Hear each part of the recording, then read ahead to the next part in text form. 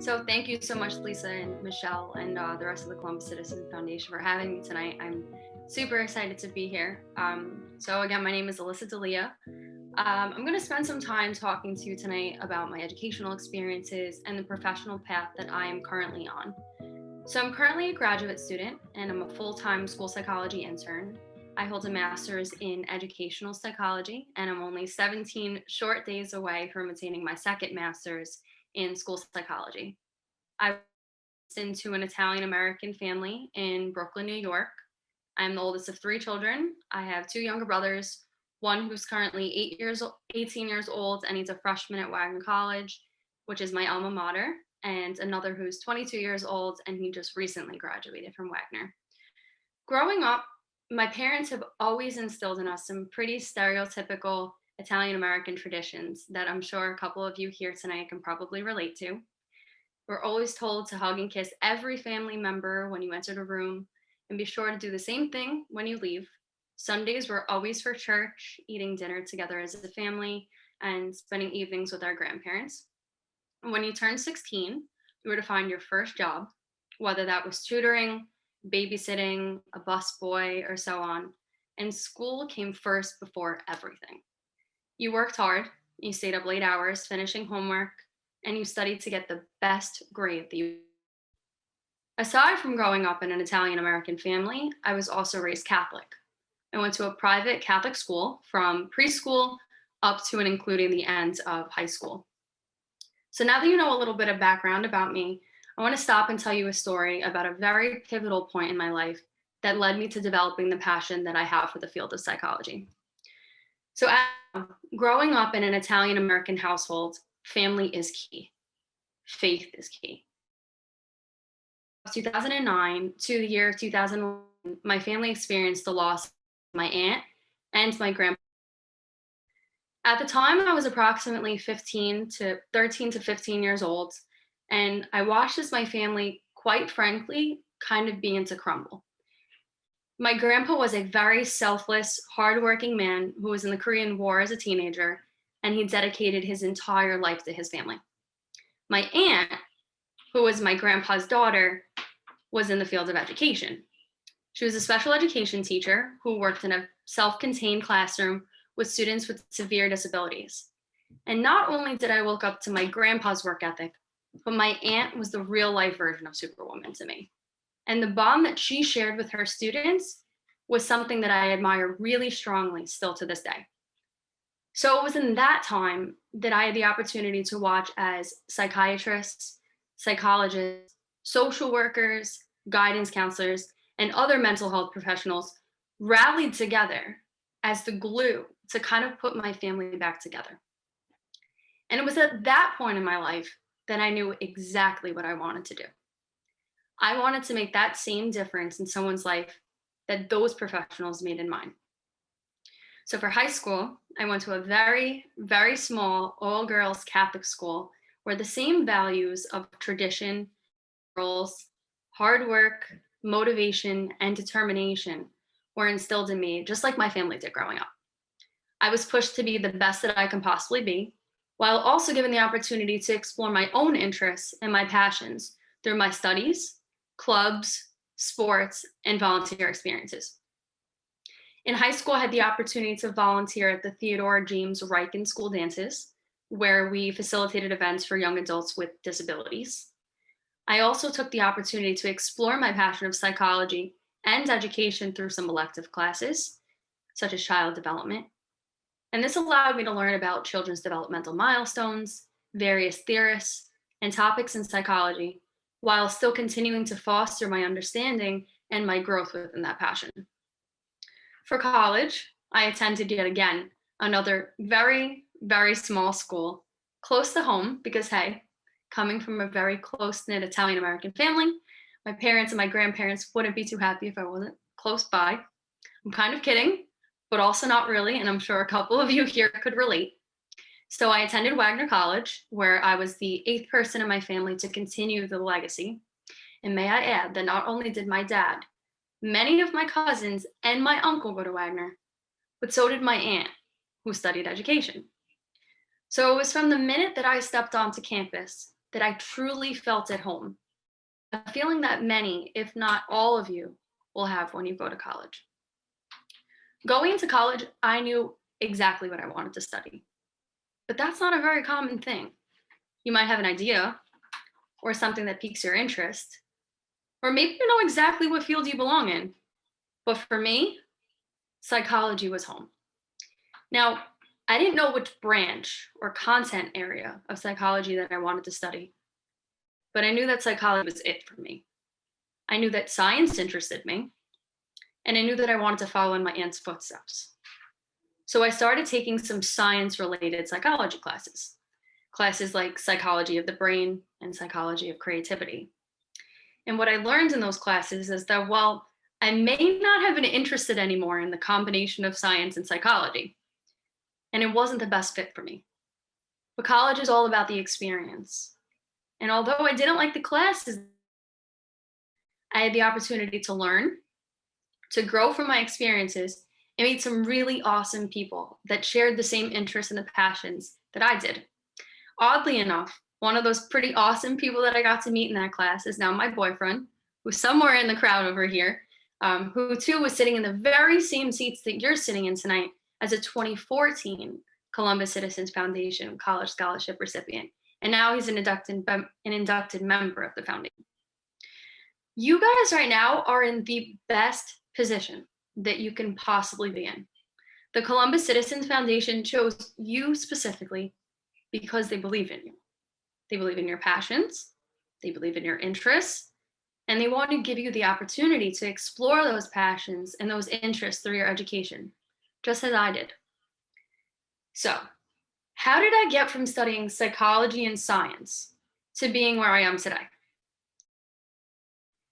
After I took my first psychology and science combination class, and I knew that that wasn't it for me, I was a little confused.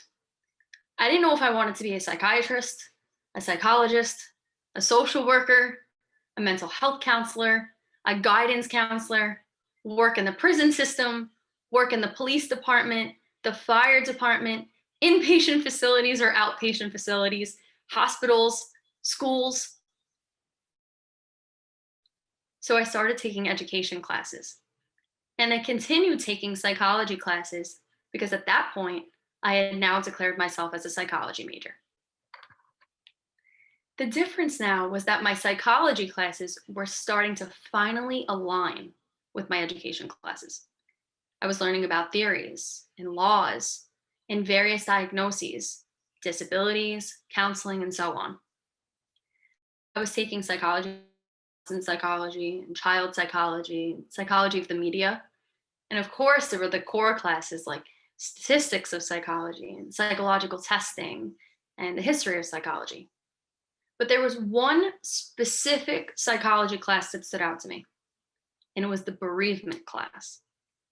For a minute, it took me back to when I lost my aunt and my grandpa, and I was able to learn how to care for someone, how to nurture for someone, how to support someone, and just how important that your role as a psychologist or a psychiatrist or a social worker or any other mental health professional is to the emotional well-being of a person that's in need. Now, I didn't see myself doing bereavement counseling as a career, but this was the first class that gave me the feeling that fulfilled the passion that I had for psychology since I was a teenager. So after that class, I took the volunteer experiences that would continue to fulfill that passion of mine. I had the opportunity to join the psychology club at my school, which allowed me to interact with different people who shared the same interests and passions for what I wanted to do as a career. I still wasn't sure about where I belonged in the field of psychology, but I knew that I was getting closer to finding my home. At this point, I was still taking education classes where I was able to have real life experiences in classroom settings. I was able to observe in general education classes, special education classes, co-taught classes that are a combination between general and special education, self-contained classes, and interact with students of all different backgrounds. I also had the opportunity to work one-on-one with a young adult with a learning disability in an incredible program on Staten Island called Lifestyles for the Disabled. All of the experiences in classes provided for me were not only rewarding, but they allowed me to use my traits of being a caring and nurturing individual with my students. And that is exactly what I was looking for. In the summer going into my sophomore year of college, I had the opportunity to work at a special education preschool for their summer program as a one-to-one paraprofessional. So that means that I was going to be able to work one-on-one with a student who had a disability. During that, I had the opportunity to learn the ins and outs of a school, individualize education plans, collaborate with teachers and service providers such as speech therapists and occupational therapists, physical therapists, and yes, school psychologists. I saw the difference that these people were making in the lives of their students. And that is exactly what I wanted to do, the same way that my aunt did with her students. In the summer going into my junior year of college, I had a very similar opportunity to work at the same special education preschool for their summer school yet again, but this time as a teacher's assistant. Now I was more confident, I was more experienced, and I had finally decided where I belonged in the field of psychology. Beginning in my senior year of college, I had the opportunity to do an internship at my own high school, shadowing the school guidance counselor. And while I knew I did not want to be a guidance counselor, I knew that a guidance counselor had a very similar role to a school psychologist, and that it would be a great learning experience for me. I had the opportunity to work one-on-one with students doing individual counseling, and even created a full curriculum on mindfulness, which is one of the most important areas of social emotional learning today. When it came time to apply to graduate school, I knew that I wanted to stay local, this time keeping in mind that my long-term goal was to be a full-time psychologist within the New York City Department of Education. So I took my long list of schools to my college advisor, with Teachers College, Columbia University at the very top. And I'll never forget that day, because he looked me straight in the eye and he told me, "You can apply, but you might not get in. You're spreading yourself way too thin by applying within only the tri-state area." The programs are very competitive, and that he suggested I apply to more schools. I was absolutely devastated. This is all I've ever wanted, but I believed in myself. And I thought about the values that my parents instilled in me growing up: hard work, determination, motivation, and drive. And I applied to Columbia. I got the best recommendation letters that I can possibly get, personal statement that I can possibly write, and I gave every last ounce of my energy into that interview. And sure enough, 6 months later, I was accepted into my dream school, Teachers College at Columbia University. When I got to Teachers College, I was like a kid in a candy store. I had the opportunity to work in the school's clinic, one-on-one with students, to conduct evaluations that would help assess both their social and academic needs. I was able to provide diagnoses when they were applicable, and consult with each student's school to assure that their needs would be met in their own school setting. I was also able to develop working relationships with their outside providers, like their pediatricians or speech therapists, psychiatrists, and to collaboratively work together to meet those students' needs. In my second year at Teachers College, I had the opportunity to be a field worker at an all-boys Jesuit high school in Manhattan. While I was there, I too had the opportunity to conduct evaluations for students to meet their needs. This time I did both individual and group counseling. I met with students individually to work on improving their academic performance. I consulted with both teachers and administration to better meet the needs of the students within the school. And I also had the opportunity to work collaboratively with parents of the students to provide them with strategies so that they can incorporate well. Now, I'm currently in my third and final year at Teachers College. I'm currently a full-time school psychology intern in a Long Island school district. I work with both elementary level students and high school level students on a daily basis. I still continue to conduct evaluations for students to meet their academic and social emotional needs.